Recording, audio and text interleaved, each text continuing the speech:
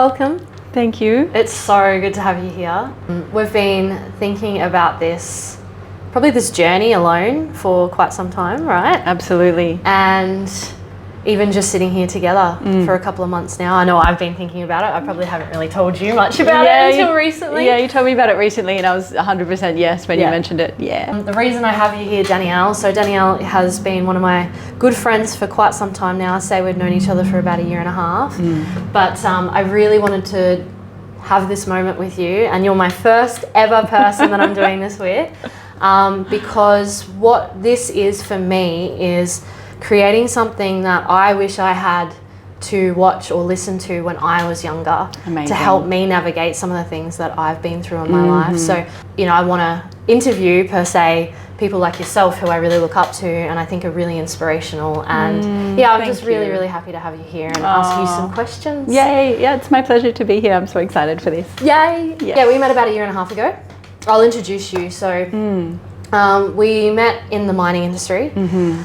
So we happen to both obviously be on the same crane, which is crazy because not only working together but being two females on the same crane is like not very common, right? Not at all. And we clicked basically straight away, and you kind of helped me navigate because I was about to leave to go to South America at the time, and you helped me navigate Peru and the Amazon and all that sort of thing because you'd been there yourself. And then after that we just, we really got along and kept in touch, and here we are now in Bali. And I'd say probably 6 months ago we discussed thinking about moving to Indonesia, maybe a little bit longer. And it was crazy because I think I said to you one day, I was like, I really want to move to Bali. And you said, so do I.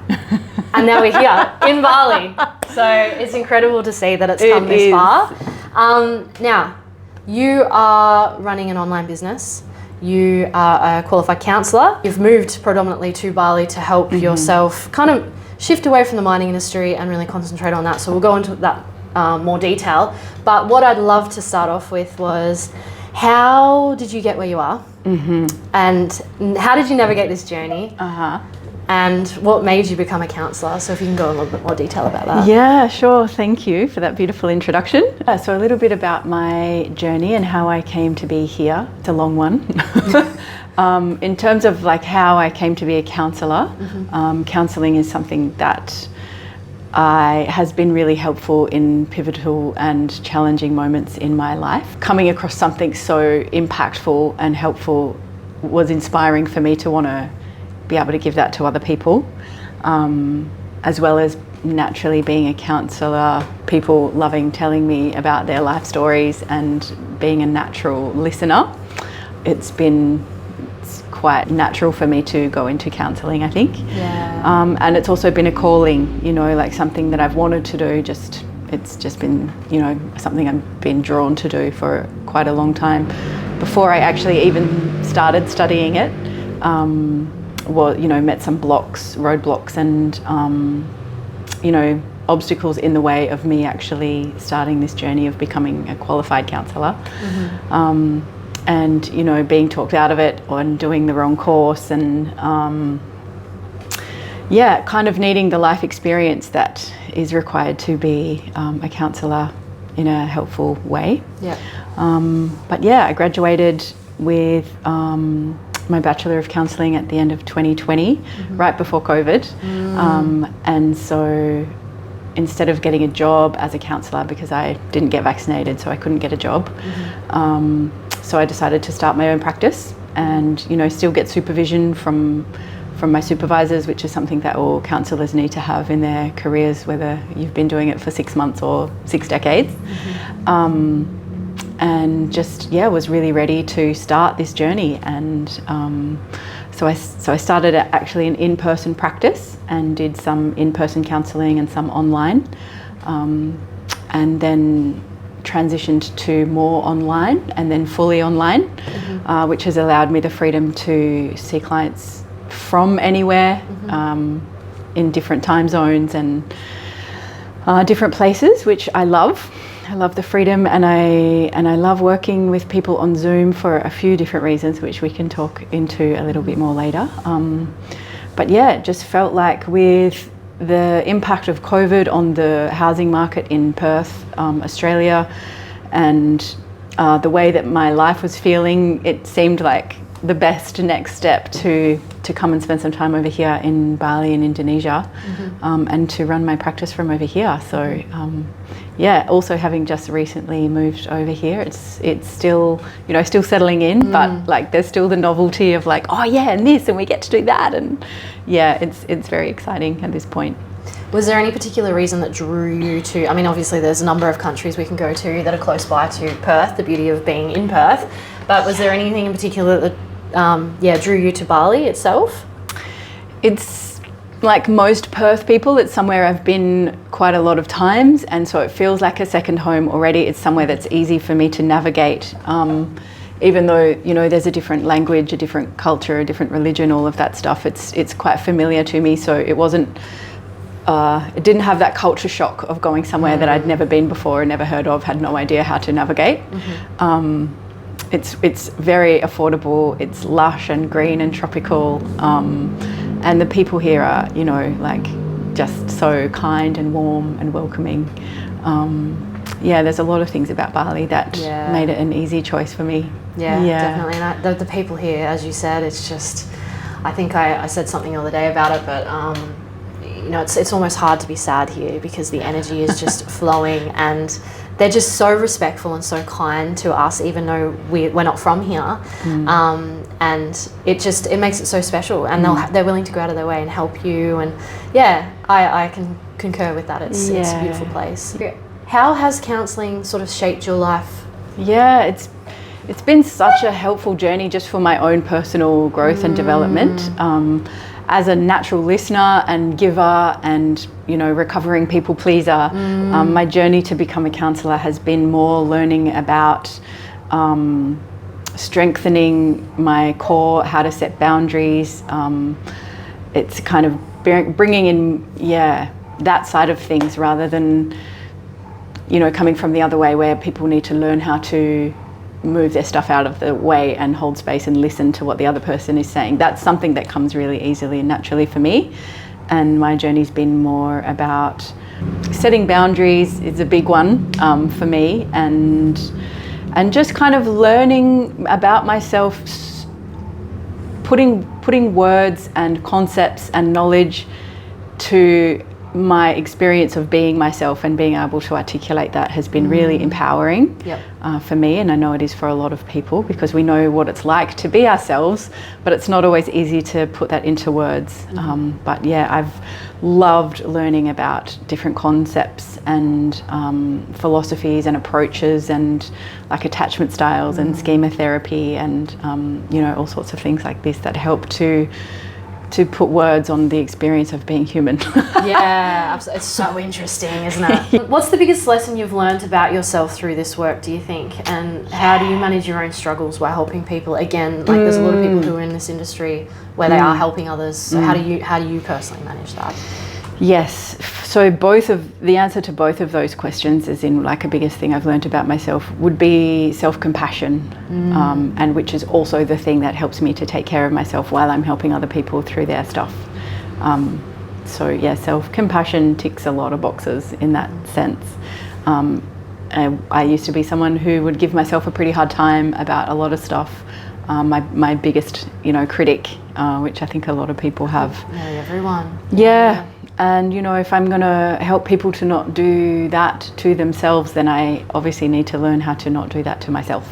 And so learning to be really loving with myself, more loving with myself than anyone else could possibly be with me. And that's been a beautiful journey. Absolutely. Yeah. And I think the way you see yourself through the lens of your own eyes, that's, as you mentioned, but the rest of the world starts to change as you go through that. And I've even noticed that myself, the more love I give myself, the more the rest of the world will give me. Yes. So I think, that's definitely a very important we need thing to teach on. people how to treat us and how to love us and how to be with us, how to speak to us, all of that.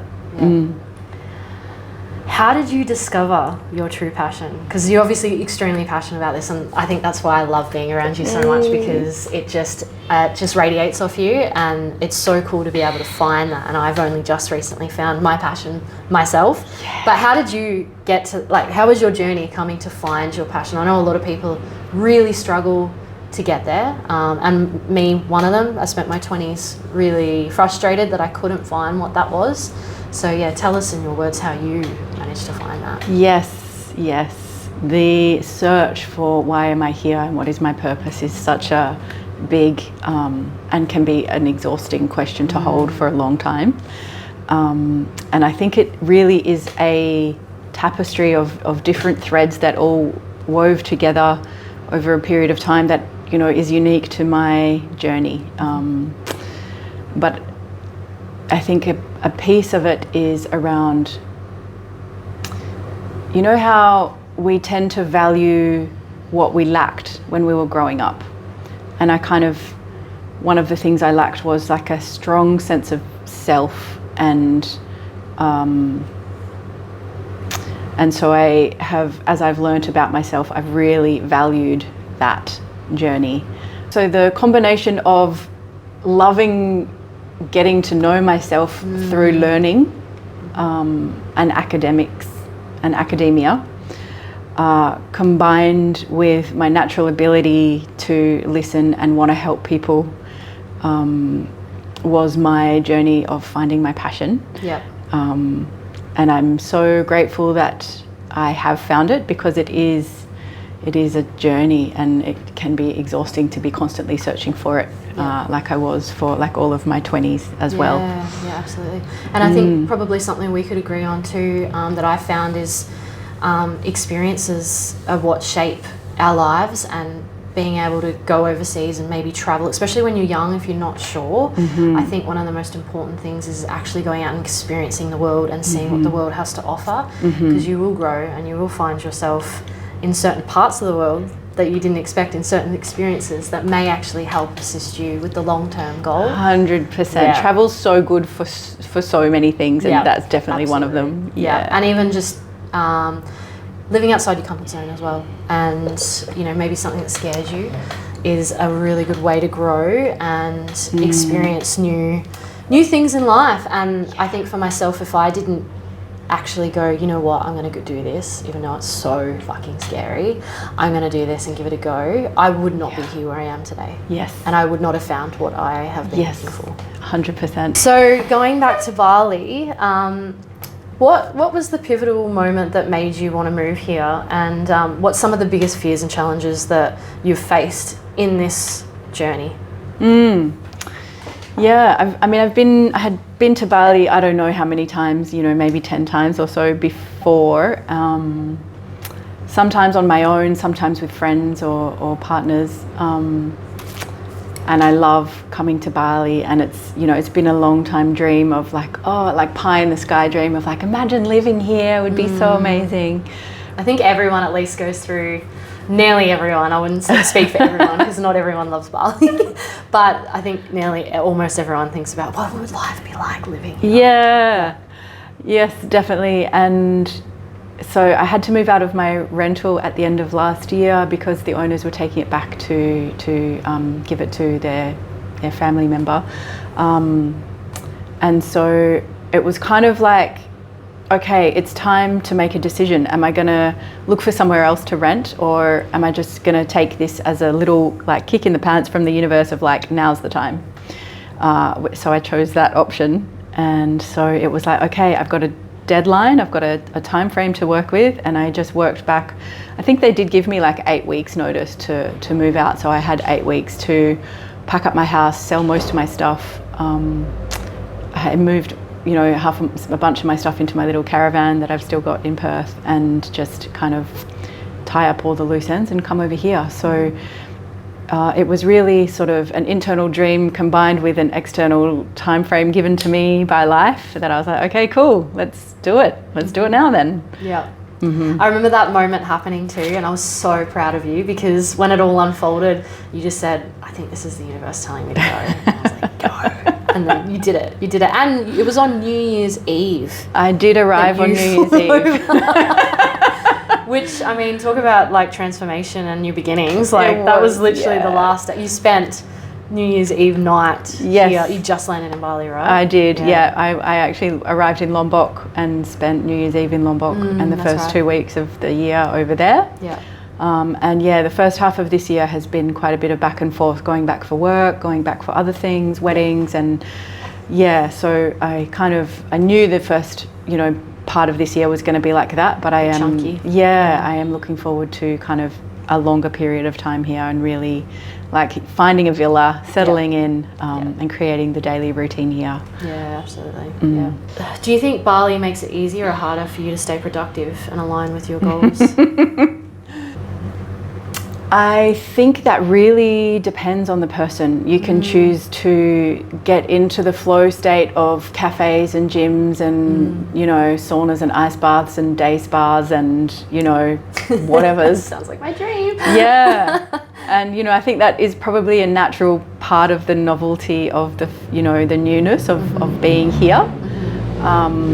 And for me personally, the first, 2 to 4 weeks of being here, I've really needed a lot of rest. So I haven't been as productive as I would like to be so far. However, in that rest, I have been getting clarity on what I would like to do and how I would like to move forward and what's important and what's not. It's amazing how once you sit with your thoughts sometimes and just slow down, how things naturally do come to you. Yeah. So I think overall it will be more productive in an efficient way in that my priorities will be are becoming really clear, and I will just focus on what the most important things are and let everything else go. Yeah, and it's funny that you brought up like all those novelty experiences that a lot of people do come here for, and I have even noticed just coming here in the short term. I think if you're setting up a business from the beginning or wanting to expand, it can be quite difficult to incorporate all those exciting things into your day, because we would go to the gym and come back and go, oh my gosh, it's already midday. 3 p.m. And you're trying to incorporate rest and all the exciting things. Yeah. In the beginning, it's not necessarily all, you can't fit all those things into your day. Yes. Realistically. Yes. But I think long term, definitely, once you're settled and once you have really set up your business and maybe it works a little bit more passively, it's probably the best way to explain. But I think you probably also have to take a day in that week too to really turn off and maybe do those things in that day rather than trying to stretch it out every day. That's me personally, what I've had to realise is like, okay, maybe I take the Sunday off. Yes. I can do all those exciting things, but not every day. Not every day. Yeah, definitely. What's one unexpected thing that you've learnt about yourself since moving here? Yeah, it's been actually more of a reminder of something that I kind of already knew but forgot how important it was. And because I first moved over here to Lombok, where I didn't really know many people and didn't really have any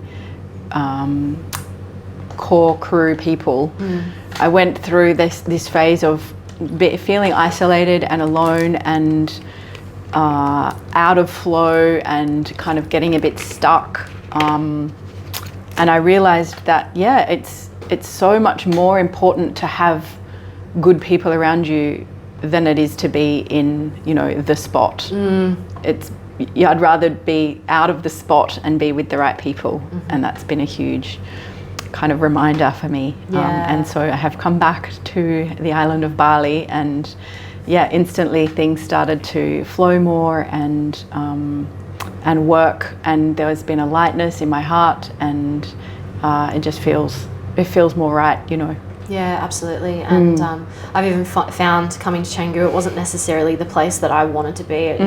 Yes, it's the spot in terms of networking and community, but in terms of actually lifestyle and affordability, it is a lot more expensive than anywhere else on the island. So I struggled with that coming here and thought, oh my gosh, like, how am I going to make this work? Like, I wanted to be in Bali, but am I going to enjoy it being in Canggu? But it surprised me how much. I just made sure, rather than going into those busy spots, try and look out, trying on the outskirts. And how beautiful is this place? Yes. Right? Like, I didn't even see Canggu in this light until now, and like, don't everyone come here, please. But it has been just an eye-opener. If you really want to make something work, you will figure it out. Yes. And we've just been so surprised. Pleasantly surprised. Yeah, it's really worked out. So moving into a little bit more of mindset and personal growth and healing. Why do you think so many people struggle with their self-worth and mindset, and how do you think they can start shifting this? Yeah. I think a lot of people are not aware of what their mindset actually is. It's like this program that's running the show that they don't even know the program's running the show. They think that this is just reality, this is just how it is, this is just how I am, this is just how life is. It's scary. Yeah. And so I think that is a big reason why people struggle to change it, because they are maybe not even aware that it's something they want to change, or aware of what the actual program is that's running. And once we are aware of it, it's amazing how quickly that program can become disempowered and we are free from it. And then the job is to create a new one. It's like, okay, well, if that's not the program, what is the program? I get to make it, I get to create it. Which is an awesome position to be in.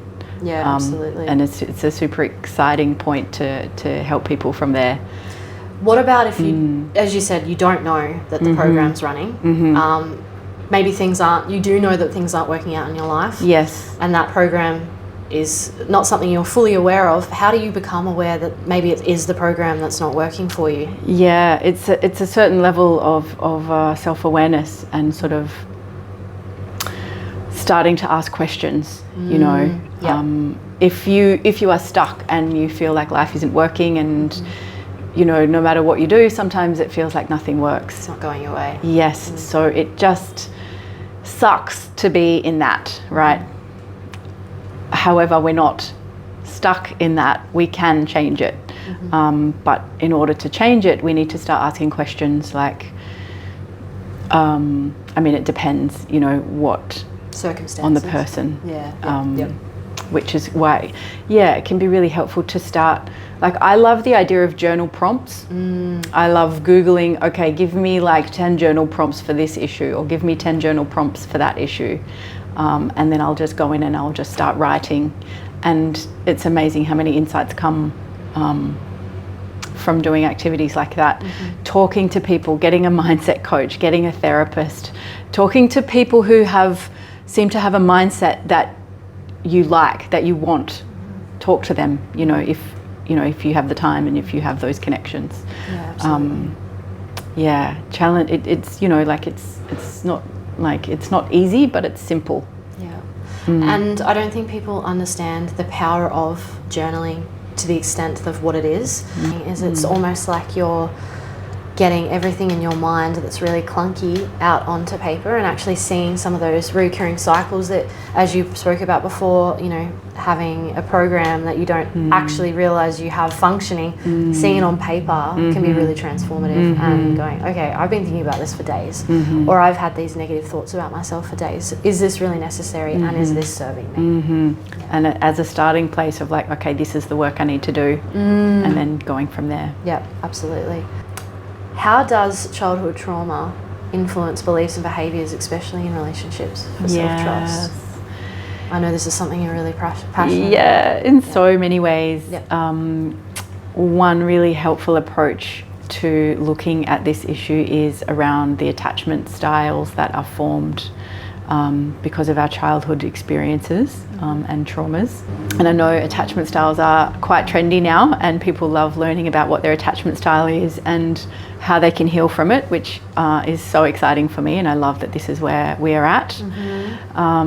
So for example, if you grow up with a really healthy attachment to your primary caregiver, which is usually your mum, not always, but usually it's the mother, then you can ask for your needs to be met and know that most of the time, or enough of the time, your mum or your caregiver will come and treat you and meet that need for you.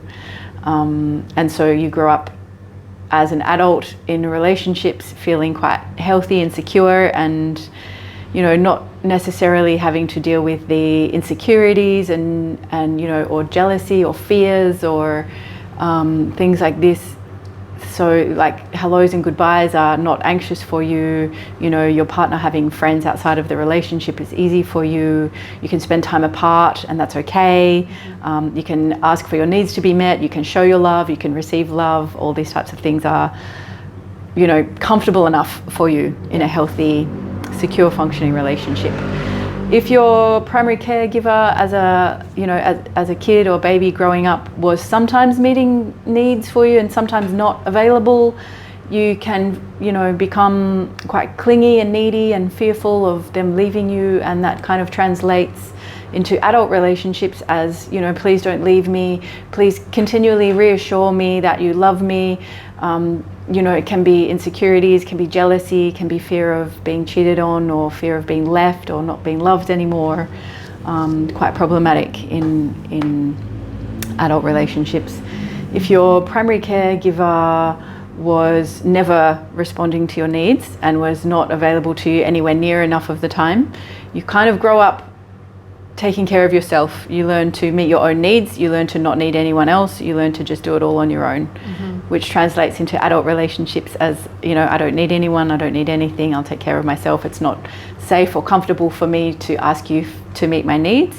I don't want my care to be in someone else's hands, right? Which brings its own set of challenges for a relationship.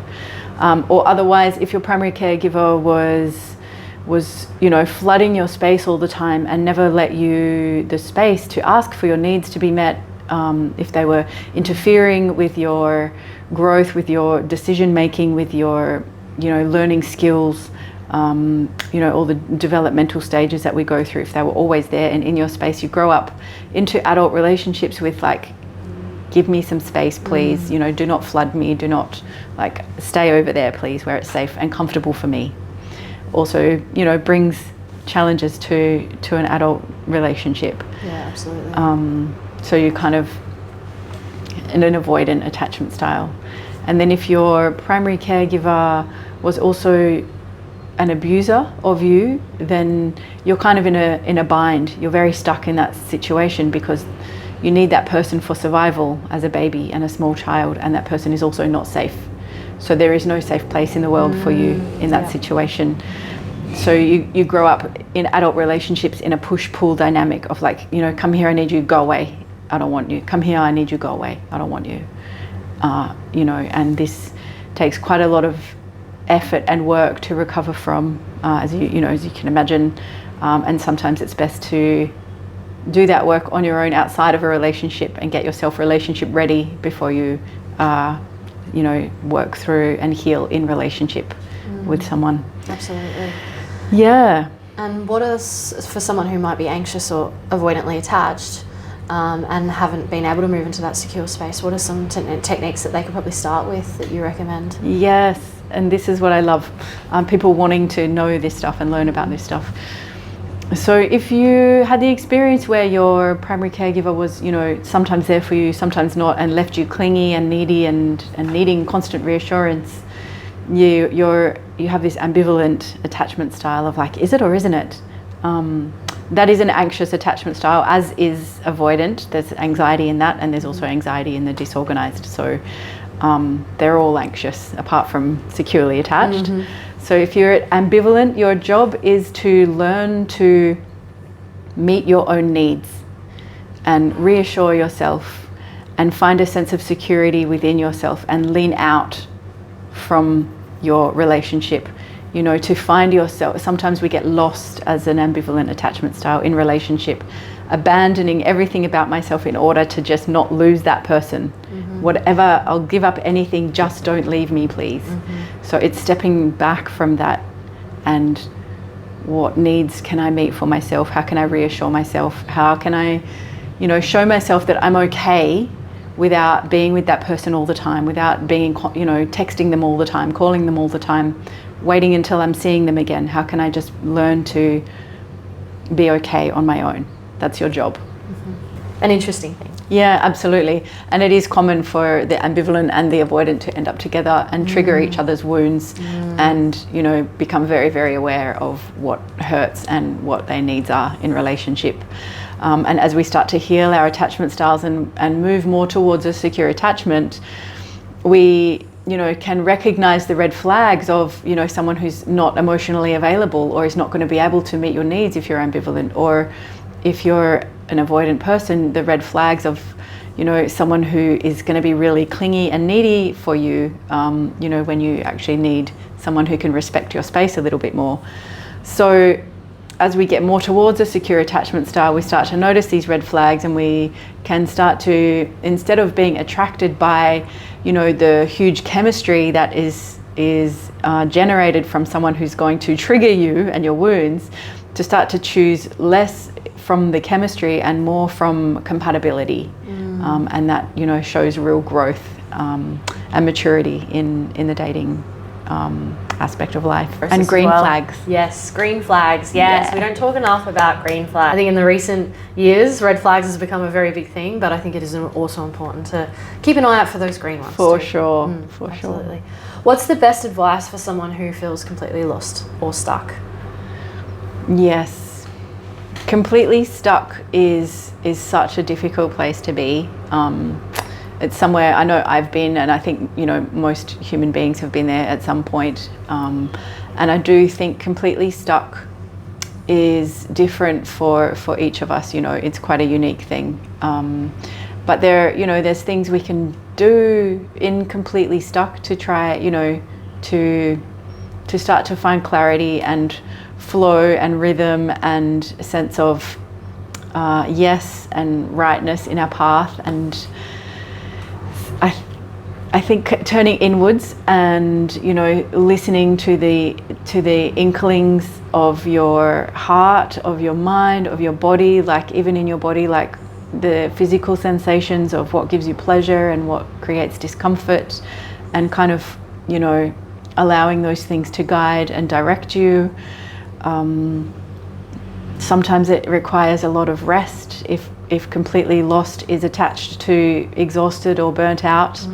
You know, taking the time to slow down, to sleep, to lay under a tree and look up at the stars and watch the sunrise and the sunset, and really, you know, slow down and stop trying to have everything figured out already. Yeah. You know, it's a trick of the mind to just take us down that pathway, and an outcome of this, you know, busy, fast-paced, you know, hustle, go world that we live in. You know, it's a beautiful act of rebellion to do nothing, to rest, to just find the joy in the present moment, and allow the unfolding to happen, and trusting that it will happen. And, you know, I love that saying that in the end everything will be okay, and if it's not okay, then it's not the end.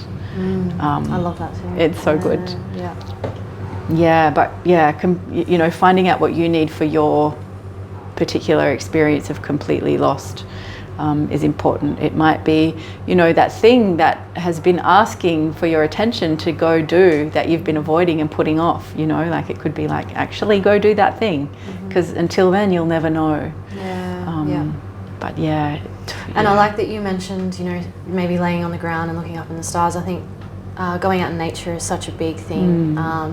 And, you know, research shows that really everything's made up of energy, and nature itself, you know, the trees, the grounding, which they've also spoken about in recent times, but grounding yourself and actually connecting with nature can really have a big impact on our mental health. And sometimes it's just going for a walk and just grounding yourself. Absolutely. And another thing I wanted to touch on too, because I know that this is something you're really interested in, has helped you grow, is meditation. And because a lot of people don't actually know what it's like to connect with themselves.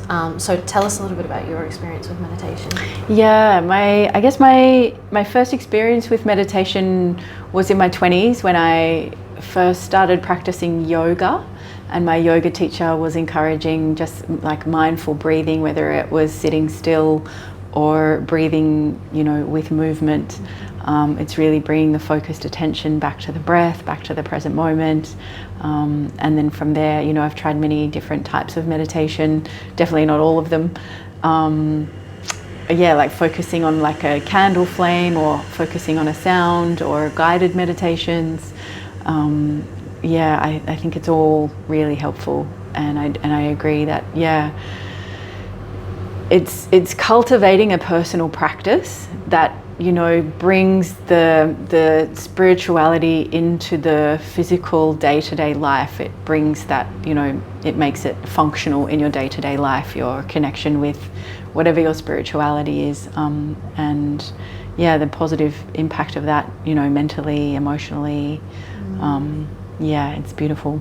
And what do you use? Is there anything particular that you use for meditation? Yeah, at the moment I'm using a lot of Insight Timer. Yes, I'm me too. loving this app.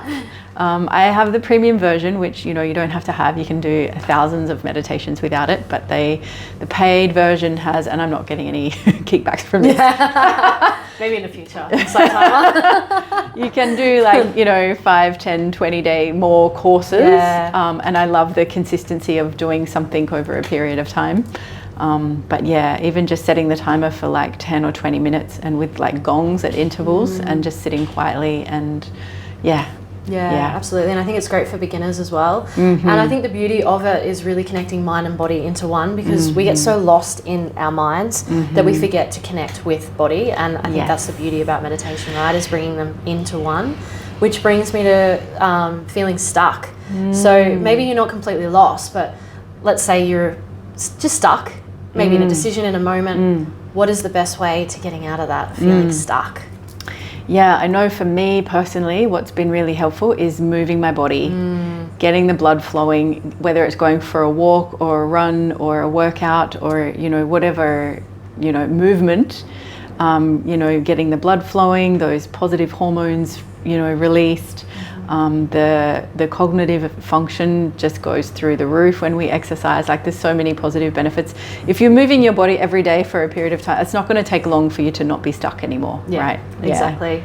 And I use that technique quite often, and sometimes I don't feel like going to the gym, but just getting there. And sometimes, even if, I think the best way to look at it too is like, look, if I go to the gym and spend 5 minutes, so be it, but just go there. And the amount of times I've done that and I've got there and I've spent way longer than 5 minutes is amazing. But I do just say to myself, go there, go get 5 minutes on the treadmill, whatever. And if you need to go home, go home. But some of the downloads and like creative juices I've got, just like going to the gym and having a workout, because there's endorphins coming through, has just been like such a pivotal moment for me. And that's where I go to get out of that feeling stuck. So Amazing. I'm very much similar to you in that aspect. Yeah, it helps. It helps. Yeah, definitely.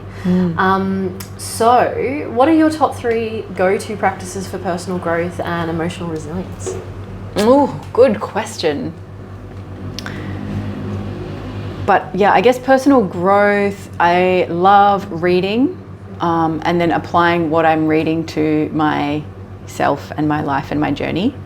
I'm currently reading, you know, a book about schema therapy, which is about understanding negative core beliefs that get formed from childhood, and how to change those. Which is super deep dive into personal growth for me. Emotional resilience is interesting. It's one of those things where we do need emotional resilience because life can be challenging at times, but we don't necessarily want to always be in a state where we need to be resilient, because that's exhausting, 100%, right? Yeah, absolutely. And I think sometimes life asks us to be resilient more often than not, and it's not a healthy state to be in. You know, like if we have challenging things, when we have challenging things happening in our lives, we want to be able to draw on resilience as we need it.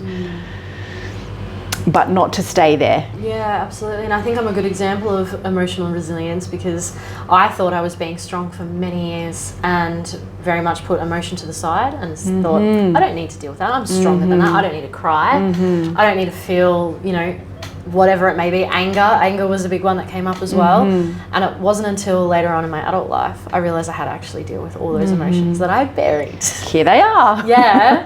And it's a lot harder to deal with them later down the track, and it can come out in, our everyday life without even realizing becomes a system that we keep playing over and over in our head because we haven't dealt with those emotions that we're actually necessarily buried. And I think something that does help with our ability to stay calm, clear, centered, and not in emotional reactivity is by when our feelings come up that we allow ourselves to feel them. If we're sad, we cry. If we're angry, we let that out, however we let that out, whether it's, punching the pillow or, speaking our truth or setting a boundary, whatever that is. Shouting, in the car or under the water. It's something I like to do. And it kind of clears it, right? And so we don't have a build up. And it's funny you say that too, because I think a lot of people don't realize this with children and how important it is to allow these, because it is tough with kids, right? It's tough when they are experiencing emotions, but the importance of actually allowing them and creating space for children to experience these emotions. So if they are crying, maybe necessarily don't tell them to stop crying, because they do need to release that emotion. Or anger, show them healthy ways to actually express that anger. Like, as you said, punching a pillow, maybe not punching a wall or someone else, but show them how to express those emotions in a safe place, because people like myself who may have been taught having emotions isn't necessarily a good thing, have had to learn how to experience that as an adult, and it's way more harder as an adult to learn how to express yourself emotionally than it is as a child. Yes, right? It's the same message whether you're speaking to your own inner child or an actual child. Definitely. So what are the top 3 practices, let's say for personal growth, that you go to? Okay, so learning, expressing my emotions when they come up. And just life is the biggest teacher of personal growth, right? Like the challenges that show up is an opportunity for me to flex. What I've learned, what I know. Letting life be my teacher. Absolutely, and it's probably a good way to live is say yes to a lot of opportunities that serve you, right? Like if it seems scary and maybe you might be a bit fearful of it because it makes you uncomfortable. As you said, life is a big teacher, so just say yes. Yeah. Here we go. What's the worst that can happen, right? You learn something. Navigating that fine line. Yeah, absolutely. So moving into relationships, how do you rebuild confidence and self-trust after experiencing heartbreak and betrayal? In my life? It's a very good question. And it is something that I've done a few times. And it always is coming back to myself and self-compassion and letting myself feel my feelings. And having some kind of faith or trust. Sometimes it's just hope that better things are coming, and learning to trust myself. It's learning to trust again. Starts with learning to trust ourselves, our inner whispers, our intuition, our discernment. Not everybody in the world is worthy of our trust. So choosing skillfully who to trust and who not to trust comes back to being in tune with our intuition, with our spidey senses, with our inner knowing, and being willing to take a risk again. And sometimes this just takes time and healing. And betrayal is a tricky one because it can often come with what's called betrayal trauma, right? And that's a whole other aspect of heartbreak that needs to be healed in itself. And sometimes we can work through that with the person that we've experienced the betrayal with. Sometimes we need to heal that outside of the relationship or after the relationship. But it can be an extra layer of pain and wounding, that adds to the recovery journey for sure. And also for me in particular, in my experiences, reflecting on your nervous system and having a moment of solitude to actually understand where your nervous system has been at. I think quite often we find, especially if we're not in a good relationship or a toxic relationship, and it has ended quite traumatically or it has hurt a lot, actually taking the time to understand where our nervous system was at and having that space to relax and calm our nervous system. I know I had to spend a number of years having to learn how to do that, and just, you know, sometimes it means being away from people and taking some time for yourself and breathing. Really just simple things, right? Taking it back to basics and breathing, calming, self-soothing, as you spoke about. So yeah, absolutely. And I think same with everything else. So one person's journey might be that they need to, hibernate and isolate and go into self-healing mode. Someone else's journey might involve, something that involves a lot more people coming in and getting help with. Could be, like nervous system help, like you said, with a chiropractor, seeing a therapist, connecting with friends and family that there is trust, someone who can hold space, someone who gets it, that can be someone's journey as well. Absolutely. Yeah. So what do you think the biggest red flags are to look out for in relationships, and how do our past wounds kind of affect who we choose? Yeah, so I think there's some basic red flags that exist, Across the for board, everyone, right? being treated with respect, being spoken to with kindness. Yeah, there's that classic one of when you're in a restaurant, if the person you're on a date with is really horrible to the wait staff, like that's a classic red flag. Yeah. Things that apply to everyone in every situation, like basic decent human beings, right? What advice do you have for someone struggling to leave a toxic relationship or even break a negative pattern? Yeah, it can be really vulnerable and like tentative time when someone has one foot out of a relationship but still one foot in. It can be really unhelpful for that person to open up and ask for help from someone, and have that person give them advice, tell them what to do, tell them how they should feel, tell them what they should say to their toxic partner.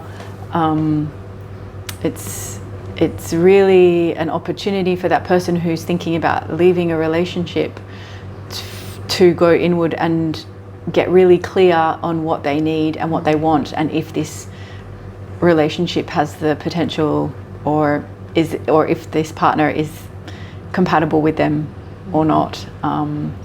And depending on the level of toxicity in the relationship, it could just, I guess it's a spectrum from like full-blown domestic violence and abuse to, subtle little things which can be, equally abusive in their own way.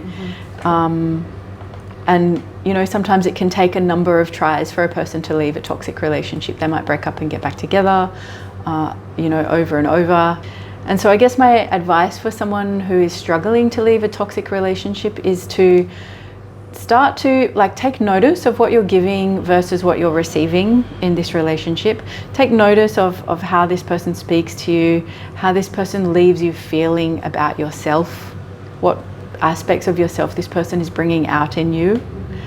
And you can start to think about what your life might look like after this relationship. You don't have to leave straight away, but you can just start to kind of form an image in your mind of where you might live and what you might be doing with your days, and how you might financially support yourself and who your support network could be, and imagining how you might feel in that alternate reality or future self. Absolutely. And also my advice would be to not do it alone, to find someone who really can hold space for you, someone that you trust, someone that won't jump into advice giving and, telling you how to think or feel. Yep. And not doing it alone. And I think the first step too is having the awareness that it is toxic, because a lot of people don't even realise. So if you are starting to notice, okay, this isn't really serving me, I think that isn't congratulations to you for even realising that. Yeah. And one thing I've done previously is write a pros and cons list and just see it on paper. And if that cons list is quite big, might need to think about it twice. And look at, what are the next steps, which are some of the things that you said, which are fantastic. Yeah, definitely. So moving into the Purpose and motivation. Why is it so hard, do you think, for people to leave their comfort zones, and how can they push past that fear? Yeah. Our brains are literally wired to keep us safe. It's a survival mechanism. Our brains are wired to keep us in what is familiar, what we know to be safe, which is great, which is how we survive in the world. But it also it's quite, limited. It doesn't allow for a lot of growth, a lot of expansion, a lot of stepping into the growth zone. But it always brings me back to the top 10 regrets of the dying, which is something that I love staying connected to. And one of these regrets is that I wish I had the courage to live a life true to myself. It's amazing, isn't it?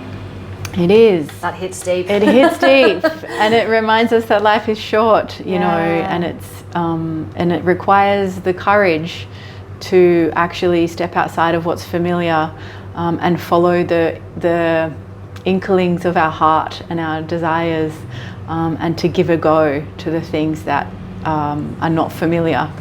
So it really, it's really important, I think, to be aware of what those inklings are, what those, pulling on our heartstrings, and in our spirit or our soul, if you want to see it that way, like what is asking us to live a full, exciting, meaningful, adventurous, whatever flavor life you want to live. Yeah.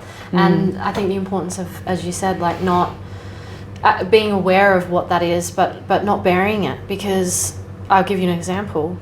I'm sitting right here in Bali. This has been 10 years in the making. 10 years. I got the first little inkling to move to Bali when I was 21. And of course, life has done what life does, and you've gone all different ways. But it's been a burning feeling for 10 years now, and I finally listened to it. But it did not give up. It did not give up. And you can live a whole life. And I know now, seeing that, because the progress that it made, you could live your entire life having that feeling of, I wish I did that. I wish I did that. What if? Wouldn't you rather, having a life where you could say, I'm glad I did that, and what experiences that gave me, compared to what if I did that? What if I tried it? Yeah. Right? Yeah. 100%. If you could go back and give your younger self one piece of advice, what would it be?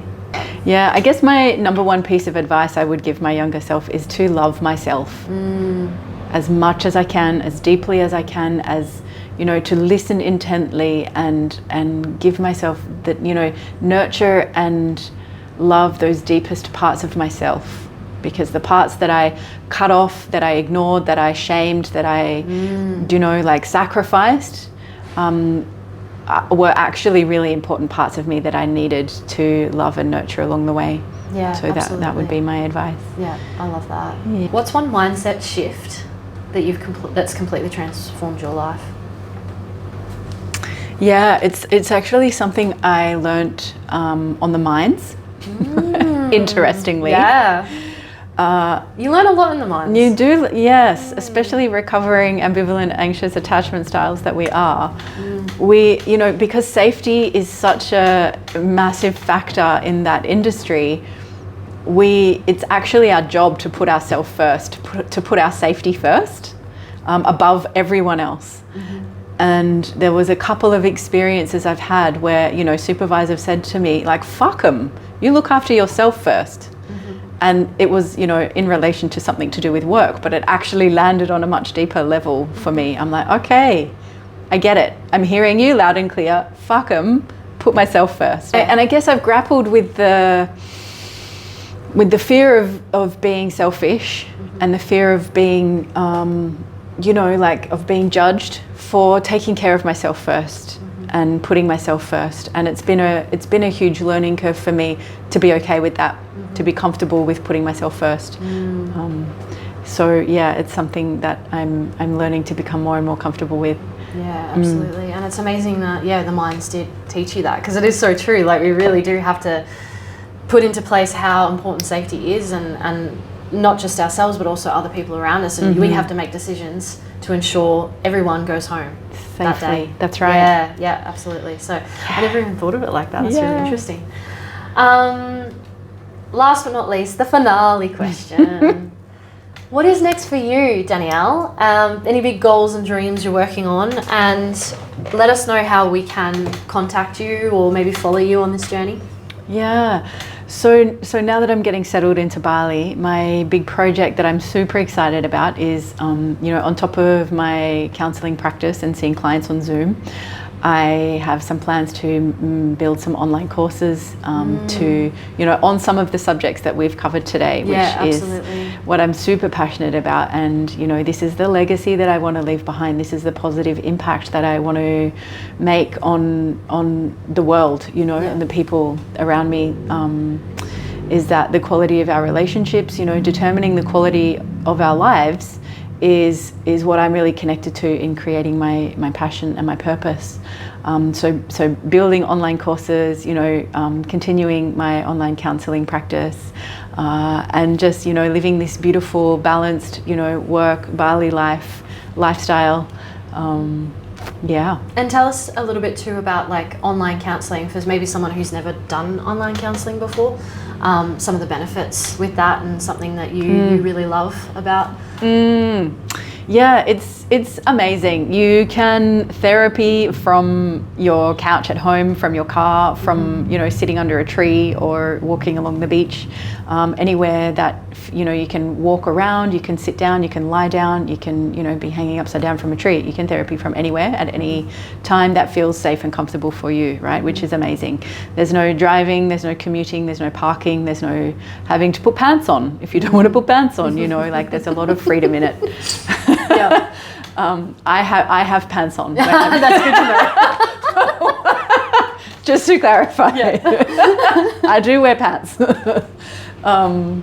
And what's interesting is that I've noticed is that when there's we're working together screen to screen rather than face to face, there's that subtle difference that actually creates some safety for people that allows them to actually open up and share more vulnerably and more deeply than they would if they were, a little bit nervous about being present in the same room with the therapist. So I do find that we often have deeper insights and bigger light bulb moments on Zoom than we do in the office, which is not something I would have expected. Yeah. But it's something I'm really happy about. And I love that you say, creating that safe space for some people because my coaching, I've been a client of coaching for over 12 months now. And it's just been so powerful for me to create that space in my own room. And I have been able to open up to some things that I haven't been able to open up to before. And yeah, it does make a difference, I think, being able to choose where you can do that. Yeah, 100%. Absolutely. Yeah, because sometimes, an office or a clinic may not suit your needs. For some people it can, 100%, but yeah, otherwise online it can be really pivotal for that. Yeah, that's right. And it's about finding the right therapist, the one that you click with. Definitely. Like most of the therapeutic benefit comes from the relationship, from the connection you have with your therapist. So, my ideal clients can be anywhere in the world where, anyone who speaks English, anywhere basically, as long as the timelines can work out.